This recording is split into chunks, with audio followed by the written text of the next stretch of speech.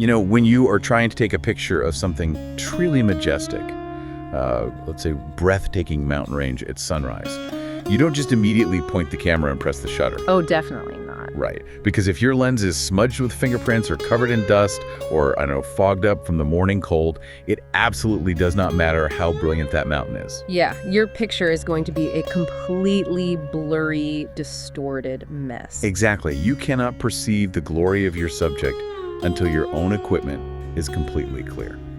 Which, is a remarkably difficult thing for most of us to admit. We usually blame the lighting or the mountain itself before we ever think to check our own lens. So true.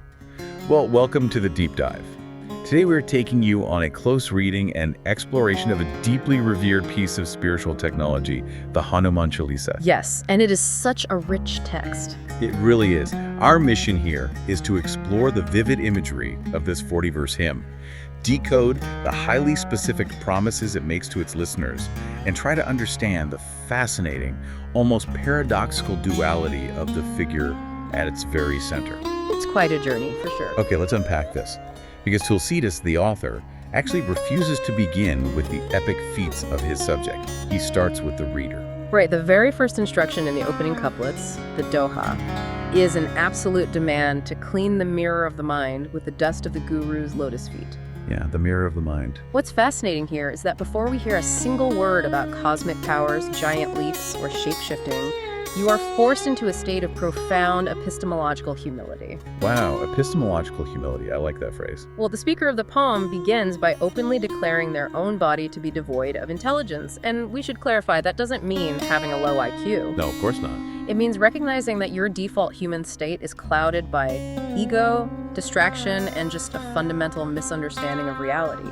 Right, like you are standing before a figure of unimaginable, earth-shattering capability. And the prerequisite for entry is admitting that you know absolutely nothing. Exactly. I am devoid of intelligence, so I remember the sound of the wind. It is a total leveling of the ego. But I want to push on that for a second. Why the dust of the guru's feet? It's an interesting image, isn't it? Yeah, it seems so archaic to a modern ear. I mean, why use dirt to clean a mirror? Well, it's a deliberate paradox. In a material sense, obviously, rubbing dust on a mirror completely ruins the reflection. Yeah, it just makes it worse. Right. But in the spiritual framework, the dust represents the grounded, lived wisdom of a teacher. It's the absolute baseline of humility. Okay, I see. You are taking the lowest part of the guru, the literal dust they walk on, and applying it to the highest part of yourself, your mind. It violently disrupts your arrogance. That is such a powerful visual. Only when you willingly accept that lowest position does the smudge of your own ego wipe away. That makes a lot of sense. It's like a reset button for your perception. Perfectly said. And once that mental mirror is finally wiped clean, the portrait that emerges is just completely staggering. Yeah. I mean, we know you are likely familiar with the basics of his lineage. Sure, he is Pawan Sut, the son of the wind. Right, and the son of Anjani. And he carries the fierce, transformative energy of Shiva, is Kazari Nandan. But what strikes me isn't the genealogy. Yeah. No, it's the intense, clashing contradictions in his physical description. Oh, absolutely. Tulsidas paints him with a golden hue, beautifully attired with curly hair. But then you look at what he's actually carrying. Yeah, the inventory is wild. In one hand, he holds a flag, but he also wields a vajra. A thunderbolt. Right. The vajra is the ultimate weapon of indestructible explosive force. I mean, it is the mythological equivalent of a nuclear deterrent. Wow. Yet, draped across his shoulder is a sacred thread made of munji grass. Which is an ascetic symbol. I mean, it represents strict discipline, a vow of celibacy, and intense spiritual purity. It's really the hallmark of a monk. Exactly. So you have the ultimate weapon of martial destruction resting right next to the ultimate symbol of monastic restraint. That is quite the contrast. He is an ocean of knowledge and virtue, illuminating all three worlds, holding the power to annihilate reality, while simultaneously being bound by the strict vows of an ascetic. Which brings up a massive friction point for me. What's that? Well, we are looking at a figure with a lightning-fast, diamond-hard body. I mean, he's called Bajrangi for a reason. Right, the diamond body. He is a supreme scholar. He radiates light across the entire cosmos. Yet, his absolute defining trait, the thing he is most famous for, is being eager to do Rama's work. Yes. I'm struggling with this. From a modern perspective, having a thunderbolt and the intellect of a supreme scholar only to act almost entirely as a messenger and a servant.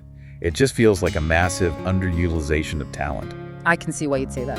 Help me understand why submission is viewed as the ultimate victory here. Well, it's because we often conflate servitude with subservience. We view serving someone as a loss of agency, Yeah, like giving up your own power. But Tulsidas makes a very clear argument here.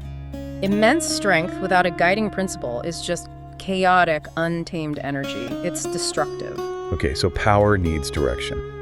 Exactly. Hanuman isn't powerful just for the sake of power.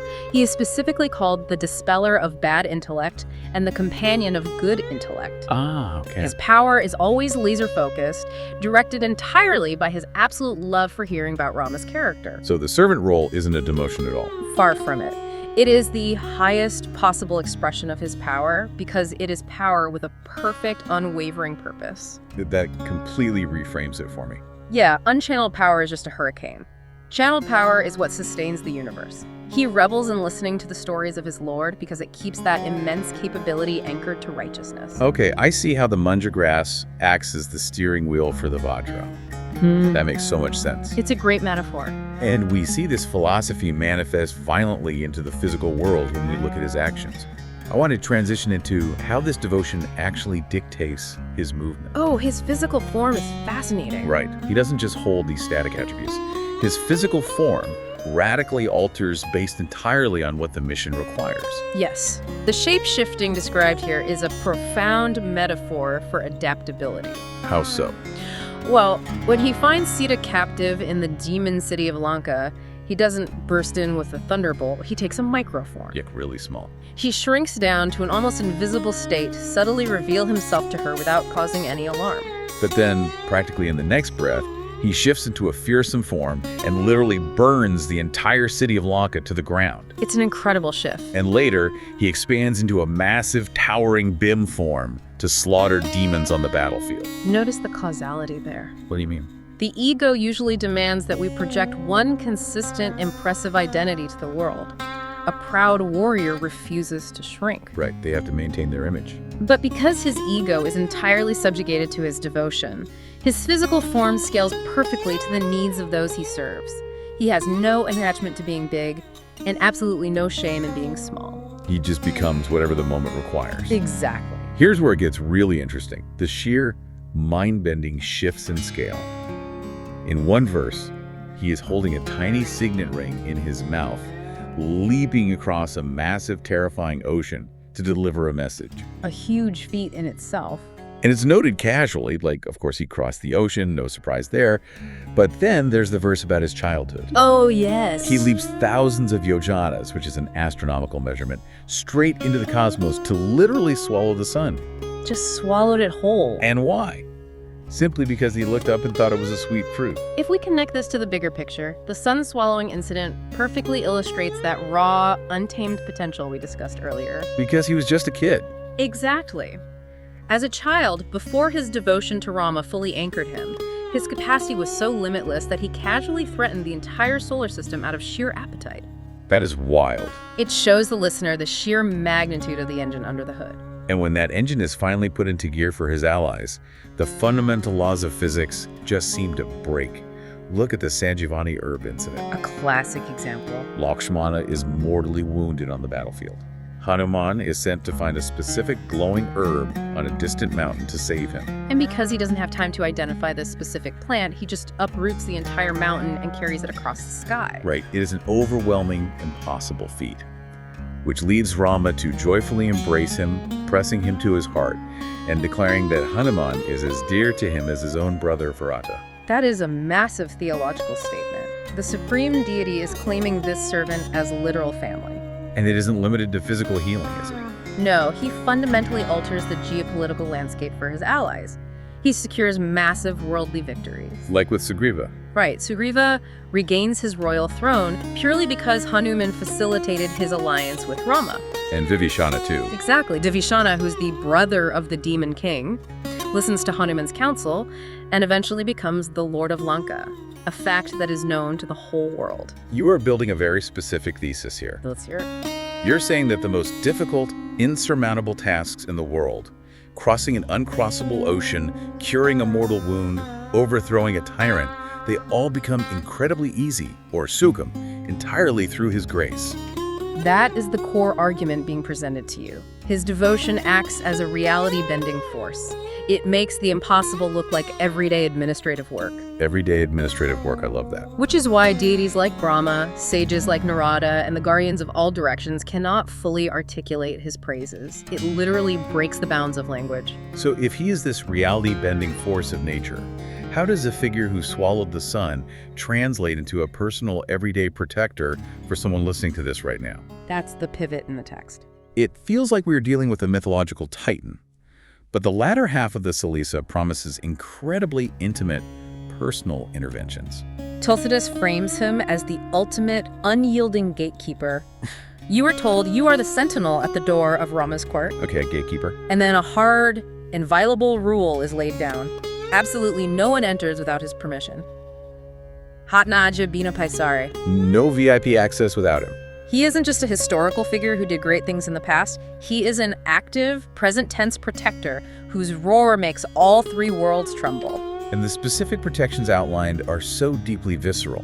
We aren't just talking about abstract spiritual enlightenment. Not at all. The promise is that ghosts, evil spirits, and negative entities will physically flee just by hearing the name Mahav. Yes, just the name. It asserts that constant chanting of his name destroys all disease and removes all pain.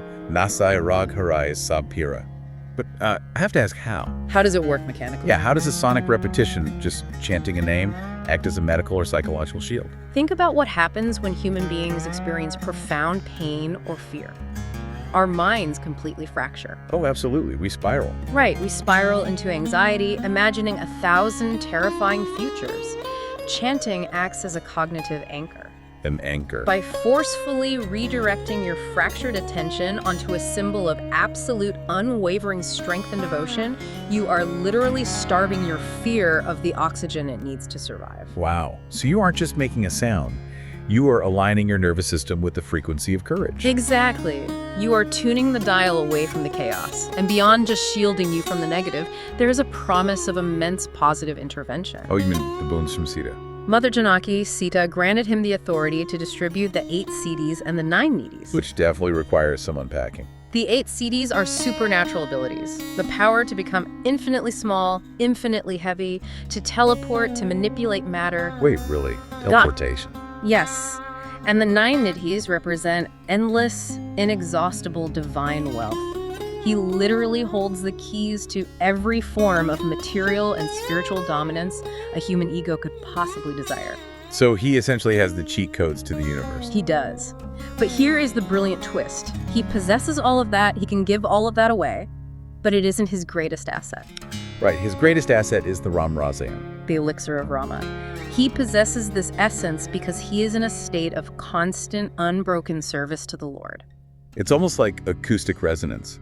By tuning yourself completely to Hanuman's frequency of devotion, you automatically pick up the broadcast of Rama. That is a great way to put it. He isn't some shortcut or life hack, he's the ultimate amplifier. The mechanism laid out here is that by singing his hymns, a person automatically attains Rama, and in the process, forgets the accumulated sorrows of many past births. And at the end of their life, they go straight to Rama's abode, known forever as a devotee of God. So what does this all mean for the listener's daily practice? When you look at the architecture of these verses, it essentially argues that you don't need a complex multi-deity strategy for your spiritual life. Not at all.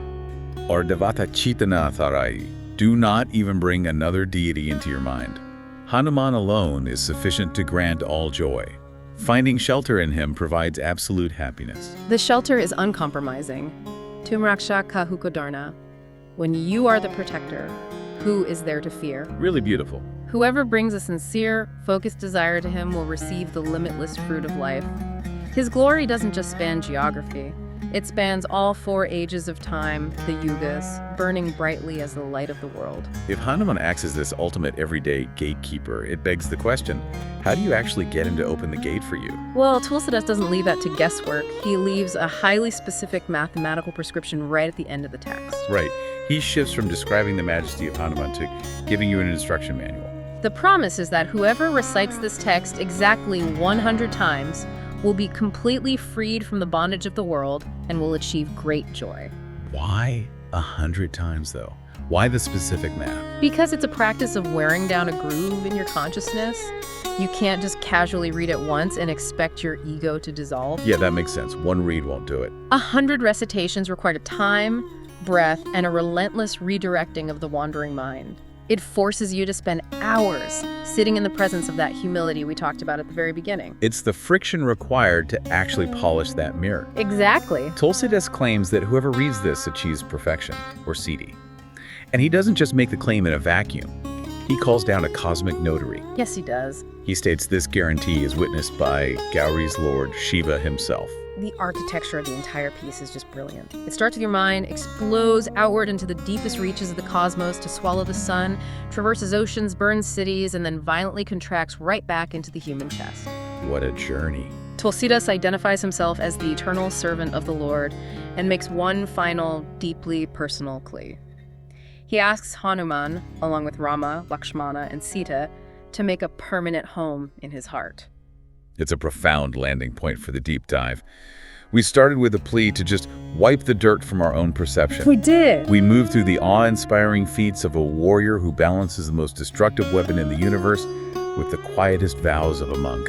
A total paradox. And we end with an intimate image of an everyday guardian who cures pain, banishes anxiety, and holds the key to ultimate salvation. This raises an important question, especially when we look at the very first line and the very last line together. Oh. The Chalisa begins by demanding you clean the mirror of the mind so it can accurately reflect reality. And it ends with the author begging for these divine figures to permanently reside within his heart. Right, the mind is a mirror. It forces you to ask yourself, if your mind is indeed a mirror, what kind of reflection are you currently trying to cast down into your own heart?